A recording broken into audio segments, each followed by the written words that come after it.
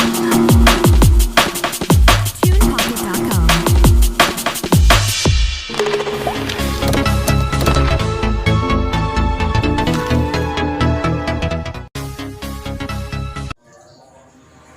Assalamualaikum warahmatullahi wabarakatuh. Selamat pagi Sobat Pajak. Sebelumnya perkenalkan, nama saya Lutfi Abdul Aziz, NIM 1917201069. Kali ini kita akan membahas mengenai PPN atau kepanjangan dari pajak pertambahan nilai. Pengertian PPN ditinjau dari sudut ilmu hukum, yaitu suatu jenis pajak yang menempatkan kedudukan pemikul beban pajak dengan kedudukan penanggung jawab pembayar pajak ke kas negara pada pihak-pihak yang berbeda. Hal ini dimaksudkan untuk melindungi pembeli atau penerima jasa dari tindakan sewenang-wenang negara. Apabila penjual atau pengusaha jasa tidak memungut PPN dari pembeli atau penerima jasa, sepenuhnya menjadi tanggung jawab penjual atau pengusaha jasa, bukan tanggung jawab pembeli atau penerima jasa. Ketentuan PPN itu sendiri diatur dalam Undang-Undang Nomor 42 Tahun 2009. Adapun objek PPN.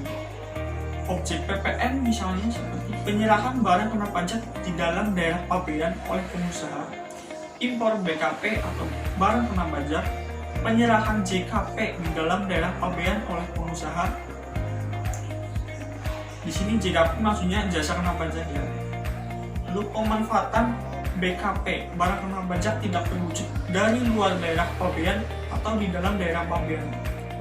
Selanjutnya, pemanfaatan JKP atau jasa kena pajak dari luar daerah pabean di dalam daerah pabean. Ekspor barang kena pajak terwujud oleh PKP, pengusaha kena pajak. Ekspor BKP atau barang kena pajak tidak terwujud oleh PKP. Kegiatan membangun sendiri yang dilakukan tidak dalam kegiatan usaha yang hasilnya digunakan sendiri atau pihak lain. Penyerahan BKP, barang kena pajak berupa aktiva yang menurut tujuan semula tidak untuk diperjualbelikan oleh PKP atau pengusaha kena pajak, kecuali atas penyerahan aktiva yang pajak masukannya tidak dapat dikreditkan. Adapun sifat dan tarif pemungutan PPN, yaitu PPN sebagai pajak objektif, PPN sebagai pajak tidak langsung, pajak pertama nilai bersifat multi-stake tax. PPN dipungut dengan menggunakan alat bukti faktur pajak. PPN bersifat netral. Pajak tidak menimbulkan pajak ganda. PPN sebagai pajak atas konsumsi dalam negeri, penyerahan barang atau jasa kena pajak dilakukan atas konsumsi dalam negeri. Pajak pertumbuhan nilai menggunakan tarif tunggal, yaitu sebesar 10%, di mana PPN sama dengan tarif PPN kali DPP. DPP adalah dasar pengenaan pajak. Mekanisme pemungutan PPN dan faktur pajak. Adapun mekanisme pemungutan dibagi menjadi dua, yaitu pajak masukan atau pajak pertama nilai yang dibayar oleh pengusaha kena pajak karena pemanfaatan JKP dari luar daerah pabean, dan pajak keluaran atau pajak pertama nilai yang dipungut oleh PKP pada waktu perolehan BKP atau penerimaan JKP dapat dikreditkan dengan pajak keluaran yang dipungut PKP pada waktu penyerahan BKP atau JKP dari luar daerah pabean dan atau impor BKP. Faktur pajak adalah bukti pungutan pajak untuk pertambahan nilai PPN yang dibuat oleh pengusaha kena pajak karena penyerahan barang kena pajak atau jasa kena pajak dibuat oleh Direktorat Bea dan Cukai karena impor barang kena pajak. Contoh kasus sederhananya gini, misalnya ya, misal PPN yang 10%. Kita membeli barang dengan harga 1.000 dan 10% dari 1.000 itu kan 100 rupiah.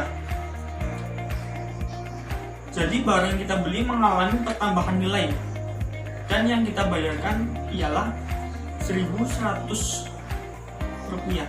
Nah, 100 ini bisa menjadi kompensasi.